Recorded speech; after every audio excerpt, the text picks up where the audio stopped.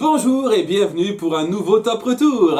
Vous savez, j'ai eu peur l'espace d'un moment que vous décidiez à chaque fois de prendre un film que j'ai moyennement apprécié ou pas apprécié pour m'entendre dire à chaque fois des qualités de tel film, etc. Je m'attendais à ce que je m'attendais presque un petit peu, pas complètement, mais un petit peu à ce qu'il y ait beaucoup de gens qui décident d'enchaîner sur les trucs sur lesquels j'étais le plus vindicatif, là-haut, Plains et d'autres, et que ça n'arrête pas d'enchaîner là-dessus. Je suis bien content de voir que vous avez choisi un film que j'ai aimé pour que j'en dise des défauts. Donc ça me fait plaisir de voir que ça, vous aimez bien de temps en temps alterner, c'est très sympa et ça me fait plaisir aussi parce que j'aime davantage me plaindre que de dire du bien de quelque chose. Je pense que vous l'avez deviné depuis quelques temps. Et croyez-le ou non, trouver des défauts à quelque chose que j'aime beaucoup, c'est assez exaltant selon moi. Je suis sûr que lorsque je ferai ma critique de La Planète au Trésor, ça tombera dans le top retour. Ce sera voté ce truc-là, j'en suis sûr à 100%. Allez, 99,99%, on n'est jamais sûr à 100% de rien, mais je suis sûr que je serai obligé de faire un top retour sur ce film à un moment donné. Et je trouverais ça très exaltant, très intéressant de lister ce qui, selon moi, fait que ce film n'est pas parfait. Parce que aucun film n'est parfait. Et pour Mulan, c'est pareil, je trouve ça très intéressant de mettre en question les choses que le film n'a pas très bien réussi, les choses qui sont améliorables. Et le cas de Mulan, mine de rien, j'ai pas mal de petits trucs en tête. C'est un très bon challenge, de revenir sur les choses qu'on trouve pas bien faites dans ce qu'on aime. Et quand je vois certaines personnes faire ça, notamment Nostalgia Critique à un moment donné a fait un top 11 des meilleurs épisodes d'Avatar le dernier maître de l'air, mais avant ça il a fait un top 11 des pires épisodes, alias les moins mauvais, parce qu'il n'en a trouvé aucun de véritablement mauvais, mais mine de rien, il a listé les épisodes qui, selon lui, sont le moins réussis et qui ont des défauts selon lui. Et de ce fait, j'ai beaucoup apprécié, j'ai beaucoup respecté cette vidéo parce que c'est pas juste un fan invétéré qui se dit « Ah, tout est génial dans cette série, il n'y a rien à redire », il y a toujours des choses à redire. Et j'ai beau adorer Mulan, son histoire bien réussie, son message qui passe sans qu'on ait l'impression que ça nous martèle, ses personnages très sympathiques et attachants d'un côté et très intéressants de l'autre, et son humour vachement bien réussi. Malgré le fait que j'adore tout ça, je peux pas nier que c'est loin d'être une œuvre parfaite et qu'il y a des choses à redire. Et c'est ce qu'on va voir tout de suite, en avant pour le top 8 des pires points de Mulan. Chers ancêtres, aidez-moi, je ne dois pas faire un seul faux pas. Numéro 8, la petite note de fin. Bonjour. On commence par la fin. Mine de rien, le dernier plan d'un film, je trouve que ça a une valeur un peu particulière parce que c'est la toute dernière impression qu'on va laisser au spectateur. C'est-à-dire, voilà, toute dernière impression sur laquelle on va partir.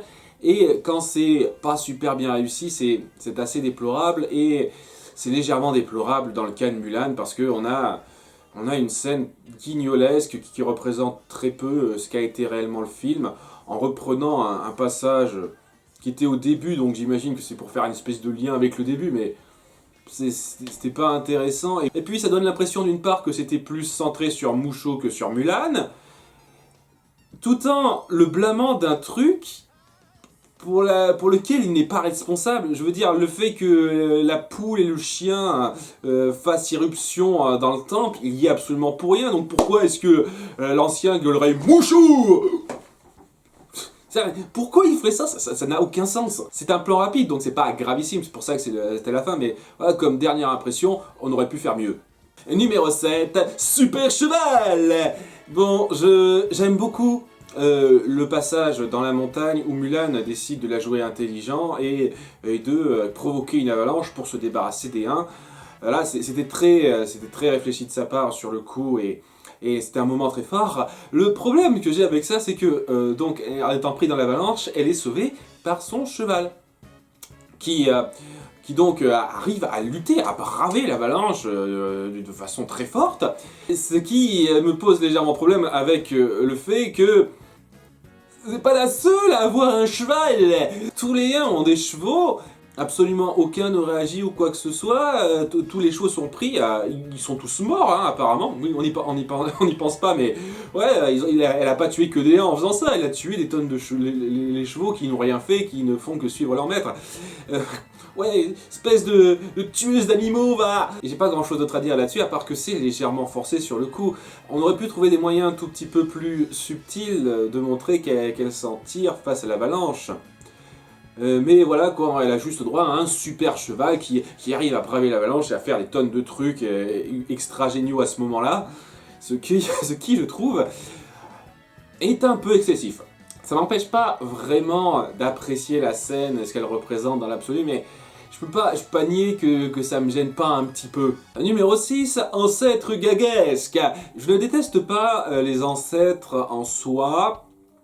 Ils ont un petit rôle qui est compréhensible. Ce que j'ai à reprocher, c'est que on force un peu trop le gag autour d'eux, et dans un film où j'apprécie l'humour en règle générale, c'est un des rares cas où j'accroche pas particulièrement à l'humour.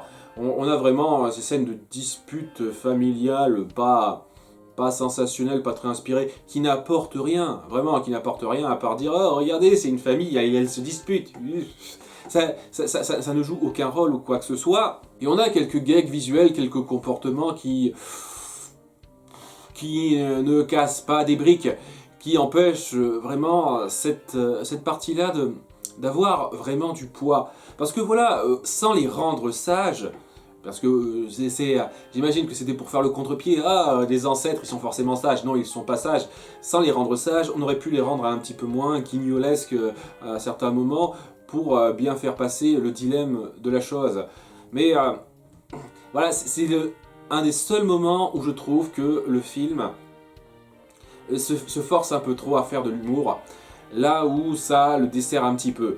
Ça enlève beaucoup de poids à ce passage-là, à ce passage où les ancêtres auraient pu avoir un impact, mais au final ils sont juste là.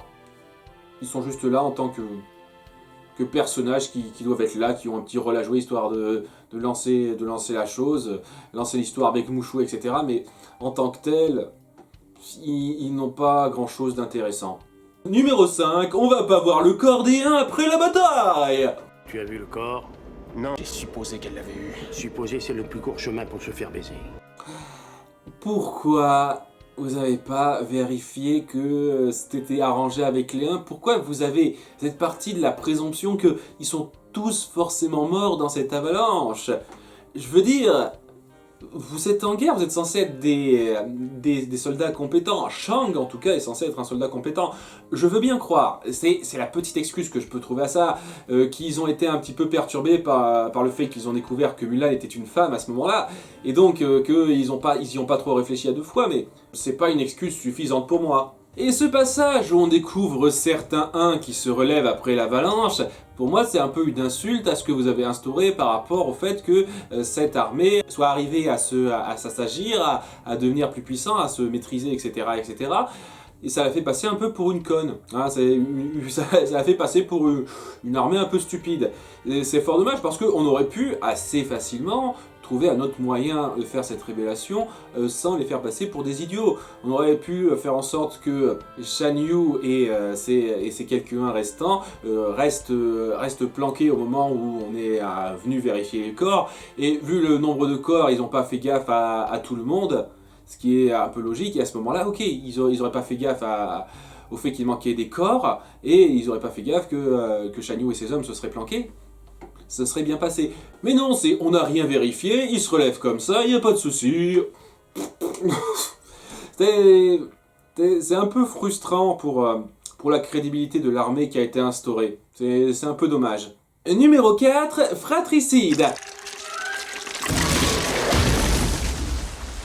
Ok, j'ai lu dans les commentaires, et même avant les commentaires, la fameuse théorie comme quoi la raison pour laquelle le dragon de pierre ne se réveille pas quand Mouchou essaye de le réveiller, c'est que en fait il s'est introduit en Mulan au moment où elle a pris sa résolution de prendre la place de son père, et donc le fait est qu'il était déjà ailleurs, il n'est plus dans cette statue, son âme n'était plus là, et c'est pour ça qu'il ne se réveillait pas. Ok, bien, je trouve que c'est une théorie pas trop mal, qui va correctement, ça change rien aux autres problèmes que j'ai. D'accord, il se réveille pas, mais mine de rien, Mushu le détruit comme ça, mais vraiment comme ça, et la seule chose qui lui fait peur à ce moment-là, c'est que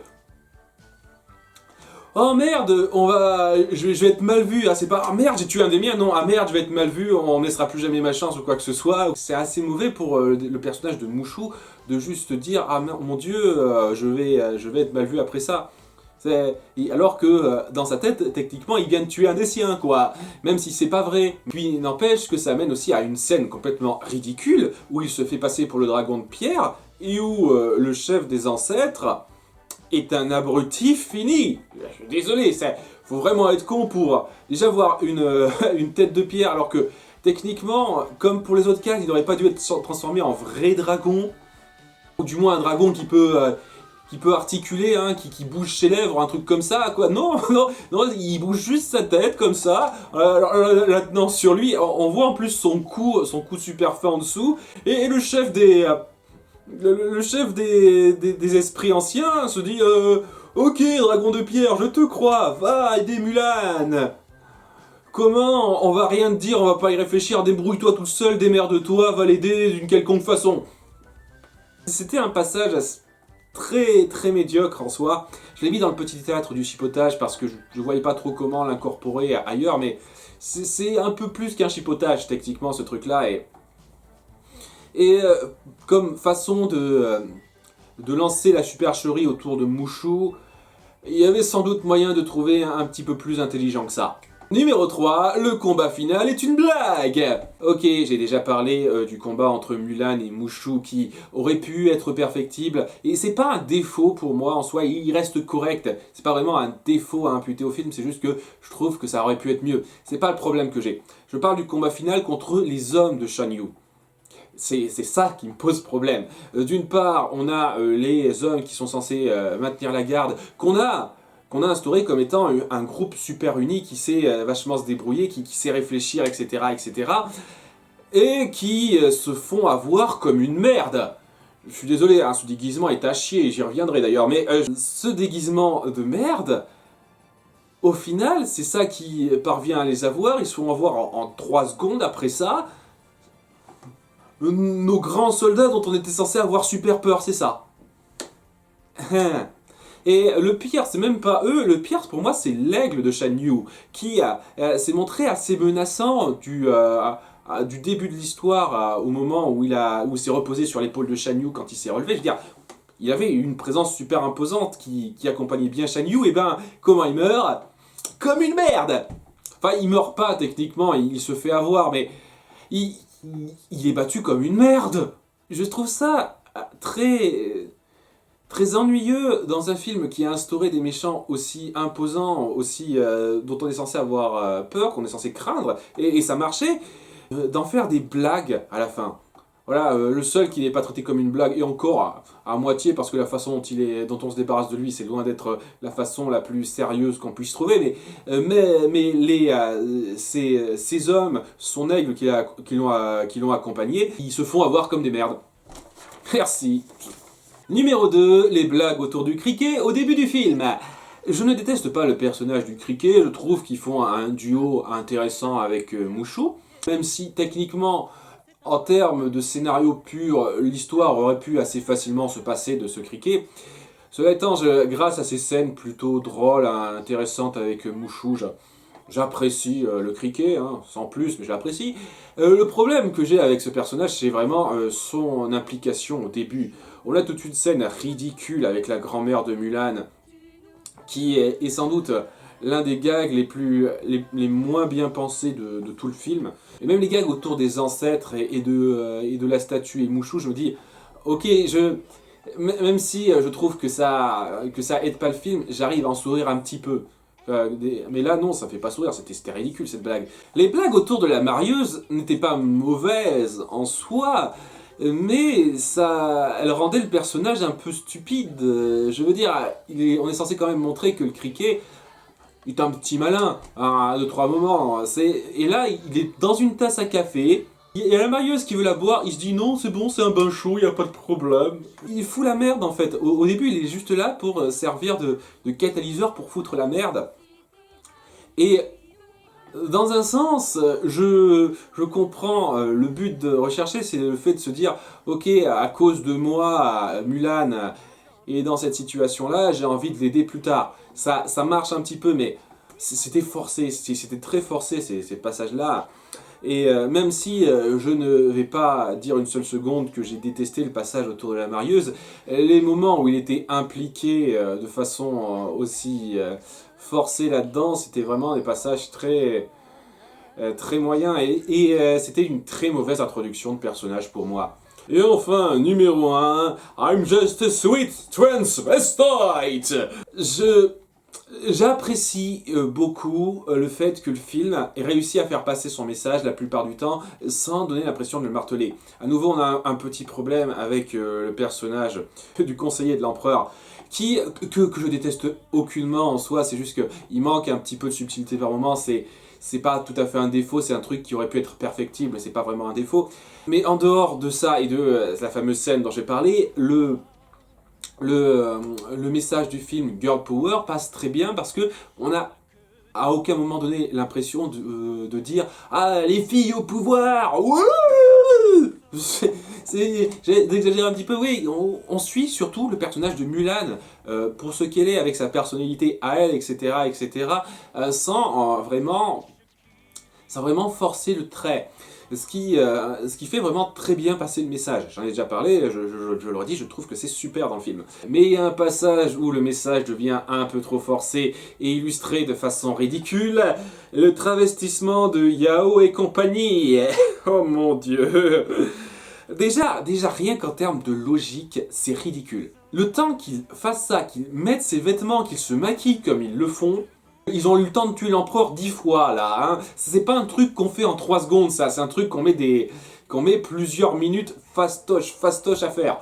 Vous savez, je vois le principe, le but c'était de dire ah Mulan s'est déguisée en homme pour montrer sa valeur. Bah nous, histoire de lui rendre ça, on va se déguiser en femme pour montrer notre valeur et lui montrer qu'on a parfaitement compris son point de vue, qu'on l'appuie à 100%.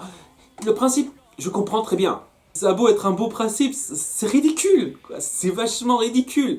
Tout ça pour une scène stupide où ils sont censés charmer les soldats de Shan Yu en étant pas du tout crédible pour un sou, en faisant des caisses, alors que Mulan, justement, quand elle en faisait des caisses au début, ça devenait ridicule, c'était le but, quoi. Elle s'est rendue compte que oui, prendre un ton ridicule, se forcer à être viril comme ça, c'était le moment où elle était le moins crédible. C'était drôle par rapport à ça, mais là, le but, c'était quand même de sauver l'empereur dans une situation sérieuse, là. Le fait de traiter ça complètement ridicule avec du travestissement, mais vu par des gamins, c'est-à-dire le garçon qui se maquille trop, qui porte une robe, qui a une voix super aiguë, pas complètement exagérée. C'est stupide et c'est le passage qui se veut drôle qui m'a le plus déplu. À partir du moment où ils se travestissent et au moment où ils arrivent à s'occuper des soldats de Shan Yu, ce passage-là, j'ai trouvé très faiblard, forcé, gaguesque inutilement, et c'est vraiment le moment qui me sort du film. Malgré tout ça, ça n'empêche pas que j'ai apprécié énormément le film, ça n'a jamais su me sortir complètement du film, me faire dire oh tiens ça devient complètement nul, voilà, et ça a complètement dépassé la limite à franchir pour moi. Pas du tout, hein, j'adore ce film, et j'apprécie énormément son histoire, ce personnage, etc., comme j'en ai déjà parlé.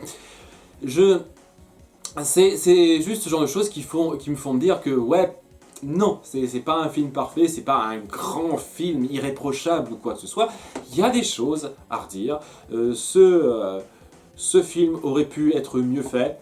C'est un peu dommage, mais tel quel, il me va déjà très bien. Après, comme pour beaucoup de choses, j'arrête pas de le dire, ça dépendra du point de vue. Peut-être que ces défauts-là vous ont complètement sorti du film et vous ont fait dire « Ah non, ça va trop loin pour moi, j'arrête, ça devient nul ». Moi, ça n'a pas été le cas. Si ça a été votre cas, je peux le comprendre. Le fait est que moi, non, c'est des défauts qui m'ont gêné sur le coup au moment de les voir, mais qui ont pas réussi à me faire perdre le fil du film et que mine de rien, j'apprécie ce film beaucoup par rapport à tout ce qu'il réussit, malgré les plusieurs retards qu'on peut lui reprocher. Voilà, je suis bien content d'avoir fait un top retour sur un film que j'appréciais pour changer. C'est sympa de voir que vous voulez alterner. Merci à nouveau. Je m'en remets à vous pour le prochain top retour. À nouveau, ce sera sur un film que j'ai déjà traité en Disneyphile. Donc voilà, ne votez pas pour des films que je n'ai pas encore traités. Hein, et je m'en remets à vous pour voter dans les commentaires. Je leur expliquerai ça rapidement en commentaire, je pense, parce que j'ai le sentiment qu'il y en a qui oublient un petit peu à chaque fois. Mais voilà, je suis bien content d'avoir autant de personnes qui sont intéressées par ça. Et je vous dis à bientôt pour la prochaine fois. Ciao!